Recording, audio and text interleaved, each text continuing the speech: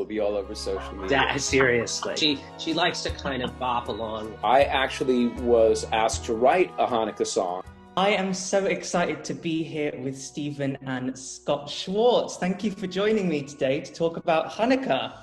Oh, it's so great to see you, Danny. And you. Yeah, good to see you. We've missed you. We miss all our Prince of Egypt cast and everything. It's nice to see you representing them, and very happy Hanukkah to you and to all who are watching. Thank you. The first question, what's your Hanukkah checklist? Well, presents, of course, food, having appropriate Hanukkah food and menorah candles. That's kind of it. I mean, I think I should tell you, and Scott, I think will affirm it, we're a blended family so that we celebrate both Hanukkah and Christmas.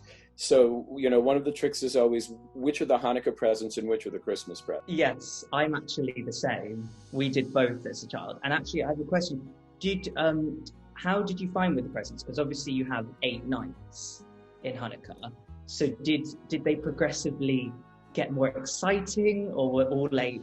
Did you get presents every night? When the kids were younger, it was presents every night, but night 1 and night 8 were the big presents. And then we just had to make sure that there was something for 2 through 7. But Scott, is that how you remember it? Kind of. I sort of remember more that we would do one main night to commemorate Hanukkah. I think some nights for us in 2 for 7 were just like what's called Hanukkah Gelt, which is basically a chocolate candy in a sort of fancy wrapper. Yeah, I remember definitely the presents ramped up, and then the 8th night was always a thing. But I remember a lot of the Hanukkah Guild, the little chocolate coin. I was just wondering, apart from the chocolates and the Hanukkah Guild, was there any specific foods that you remember being around that time? It was all about latkes for us. Hanukkah latke. There's even a song about Hanukkah latke, clap, clap, clap. Yeah, we're very fond of latke, in which are potato pancakes, basically. So yes, we're very fond of that in the family. And Scott, didn't Grandma always do the carrot loaf, that really good carrot ring? I think that's right. Yeah, I think that's correct. I said like a carrot ring with raisins, and I associate that with Hanukkah as well. I will tell you one story. So I realized, because I was in London rehearsing the Prince of Egypt over Hanukkah last year, I remember very well.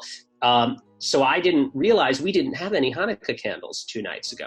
And so quickly I went running out, and it was rather difficult to find them. So we got candles just in the nick of time. And my daughter is very insistent that certain colors, because there are multicolored candles that I bought, that the particular colors are in a particular order on the menorah. Oh yeah, you couldn't have the same color candle next to each other. It was very aesthetically displeasing.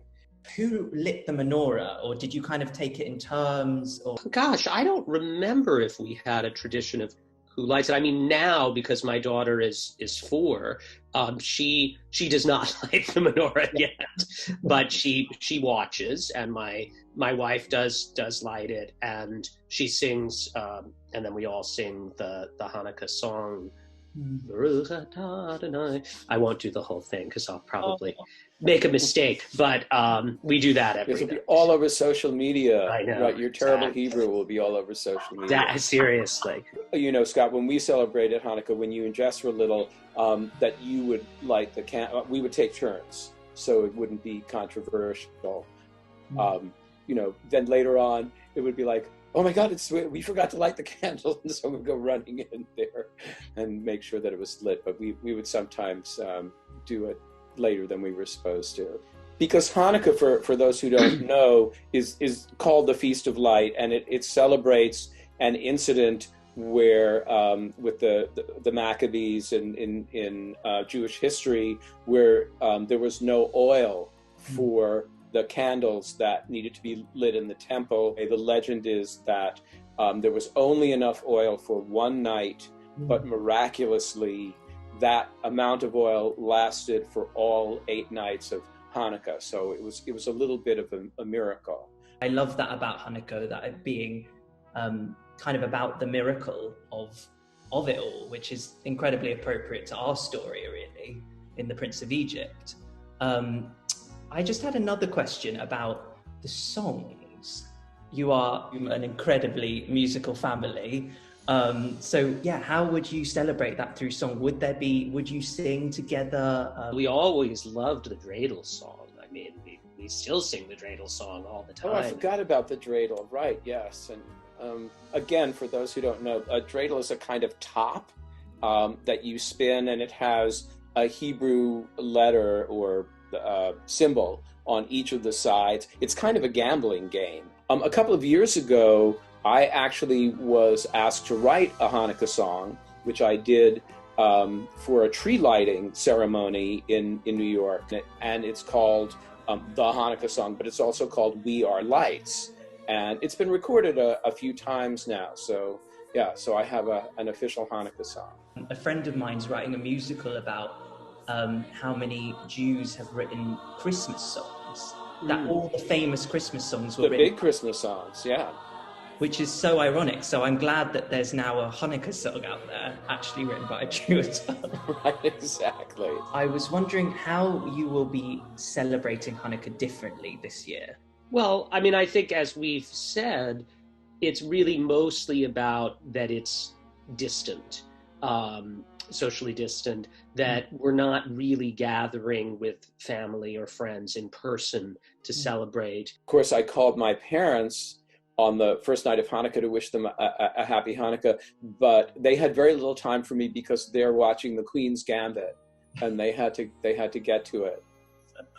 That's brilliant. And I guess the beauty of technology as well is that families could, FaceTime in. And I saw one of my best friends who's Jewish, her whole family FaceTimed or Zoomed in, and you could see they were singing together and lighting candles. In my family, we're trying to really make it something fun and exciting and delightful for our daughter every night, just the three of us.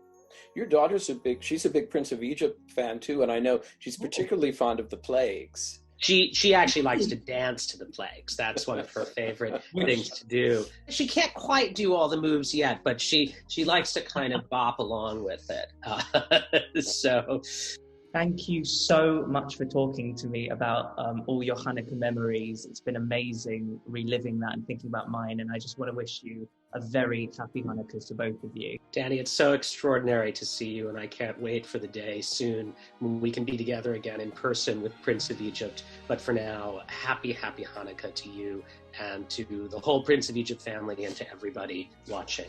Yes, Danny, we miss you so much, and we miss our wonderful and beautiful Prince of Egypt cast and musicians and crew. Just wishing all of them and everybody a happy Hanukkah. And Scott, to you and Julia and Esme, we're so sorry you're not with us in person, but Danny, lots of love to you. Happy Hanukkah to you and your family. And yes, much love for Hanukkah to all there.